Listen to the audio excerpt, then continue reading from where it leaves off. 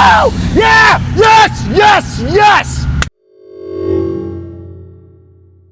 Hey, what's up? Ken from Palm Beach Dyno here. I'm standing here with Clay's Hellion Street Sleeper F150, and man, this thing was awesome before. All you guys love the video about it. If you haven't seen it, make sure you check it out. But now it has gone to the next level. We've done a host of upgrades. First off, let's talk about the heart of this unit. It now has a TKM VDE Delete Long Block Gen 4, and man, this thing runs awesome. We've done a bunch of these on these trucks. You'll see a bunch more coming out, and they all run flawlessly. For those of you guys that don't know, the VDE Delete refers to the cylinder shutoff in the Fords, and it could be a little bit fragile on the top end. TKM does a bunch of stuff to make sure that's not a problem. On top, it has a TTR billet manifold now. That's also available in carbon, don't forget. So the TTR manifold, we had that designed specifically for the 21 Plus F150, which allows it to bolt directly onto the engine with no adapter plates, no throttle body adapters, nothing. Right direct fit for your truck, no problems whatsoever. Also, we've upgraded to 64mm turbos. It had 62s before. We're headed to the moon with the power on this thing. And to complement that, we've also upgraded to a 7-inch intercooler from Hellion. This is not available yet. We're testing it. I'll tell you what, it's working incredibly well. Fitment is great.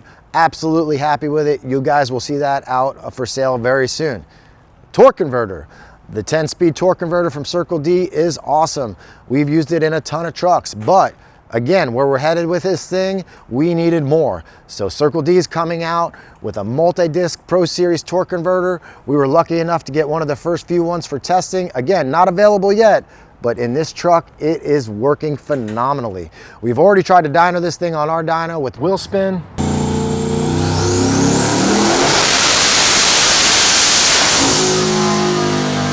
The converter's looking good there. We'll know more when we head to the hub dyno in a little bit and see how well the torque converter stays locked up.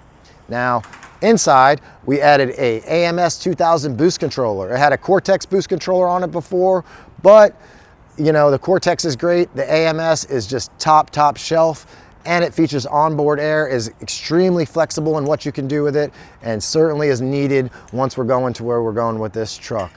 Now, for staging, we added a trans brake 10R stager with the bump box. A lot of people will tell you that a trans brake is not the best idea on a 10-speed. I do not agree. I don't know if it's a tuning issue, but we've had no issues with these, and this 1500R has not missed a beat. This thing is an absolute unit. Let's head into the truck, and I'll show you a little bit more.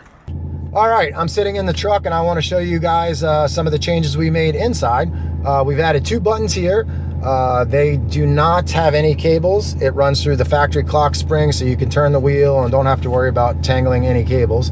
This is for the trans brake, and this is for the bump box, and I'll show you how that works in just a few minutes. Over here, we've got 2 buttons. This activates the boost controller, so that has to be on for the boost controller, or else you'll be on wastegate spring.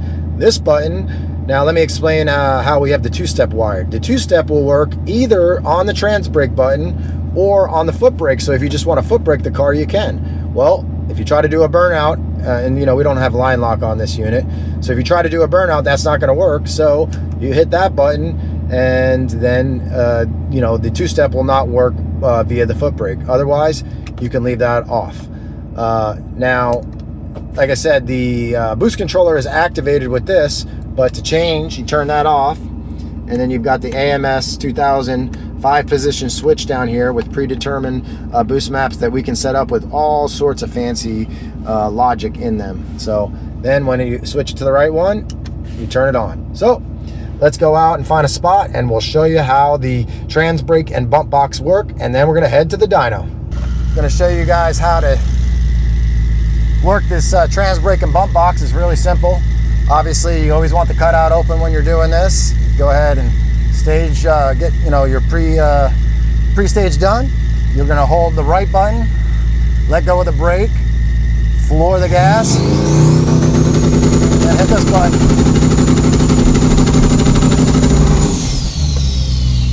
That's it. It's as simple as that. Pretty damn cool. Obviously, keep it floored and you let go of the button when you want to party. All right, we are headed over to the dyno.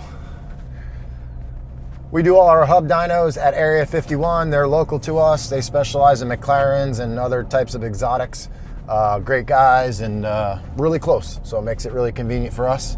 I would like to get a hub dyno for Palm Beach Dyno, and we could squeeze one in the dyno room, but it would be either use the hub dyno or the dyno jet. If I buy one, I'd want to be able to use both, and we just don't have the space. Palm Beach is pretty expensive to operate in, and we just are a little limited on space, so maybe down the road.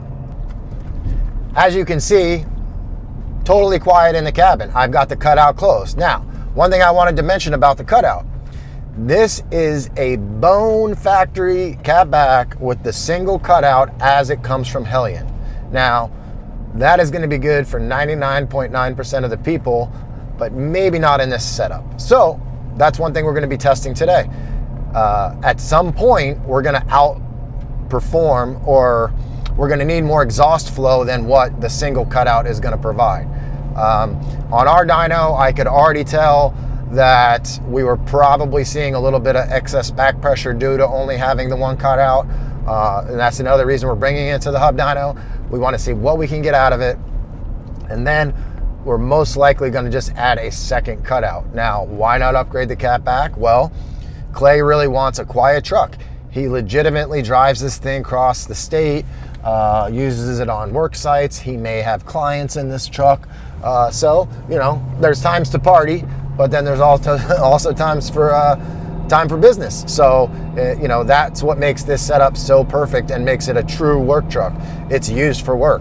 It's used at the job site where you can't pull up and be making a ton of noise or sound like, you know, you're making 1,500 horsepower, even if you are. So as far as how much power we're making, I guess we're going to find out. Now, let me open the cutout just so you guys can see the difference back to back. I'm not 100% certain how much you can hear, but in the cabin, it's significantly louder. It sounds awesome. If this was just a play truck, I'd probably have it set up like that all the time. I would drive around like this because that's part of what makes this setup so cool, is it sounds awesome, right? But that just doesn't work for everybody all the time. And that's what gives this system such an upper hand. It's the flexibility of it. It doesn't have any kind of crazy exhaust requirements, but it can still make insane power. Anyway, enough talk. Let's see what it does on the dyno.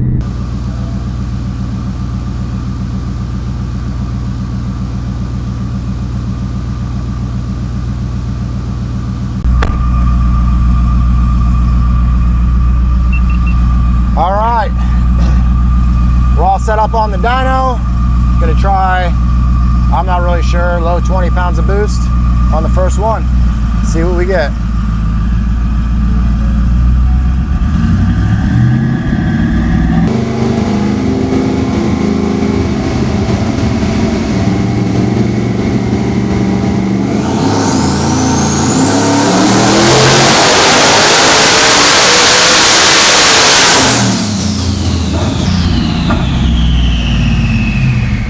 All right, let's see what you made.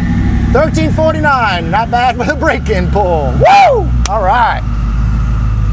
Yeah, tried to shift on the dyno. The RPMs are gonna be a little bit off because we're just, you know, rolling the dyno out, but either way, I'm not gonna chase that sort of stuff. The power curve looks good. Everything looks good. That's only 24 pounds of boost. So, I thought we were going to go to 35 pounds of boost, but I don't think we're going to go that high today. Let's keep going. All right, here we go. That did much better than I expected on 24 pounds. Now, I added quite a bit more because I don't want to do a million pulls. So we're going to see what happens. So far, this new converter is staying locked up, multi-disc for the win. Circle D's kicking ass with this deal.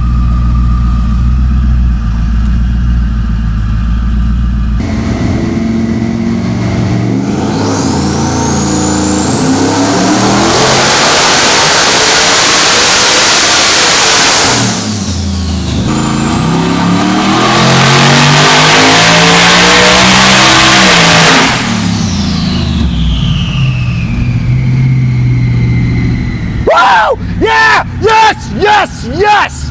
Woo! Oh, fuck yes! Nailed it! I was trying for 1,500. 1501. What a beast. God damn. Woo! All right, let's take a look at this log real quick.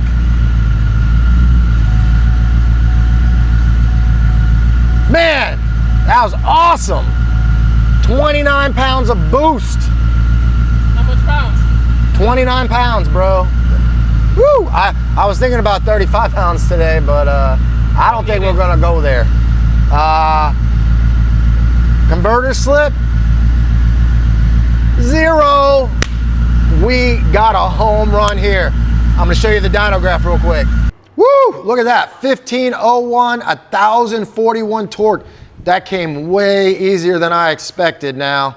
I don't think we're gonna turn it up any higher. Like I said, we're through a factory exhaust with one single small cutout. So the game plan is gonna be, we'll go ahead and upgrade the exhaust, get it all set, and then come back here in the next video, run it up to 35 pounds of boost, show you all the draggy stuff, maybe take it to the track. Right now, this truck has 373 gears, so absolutely cannot run quarter mile in it, but we'll definitely do some draggy hits in the next video. I hope you guys enjoyed the video. Subscribe to the channel, share it with your friends, and we'll see you on the next one.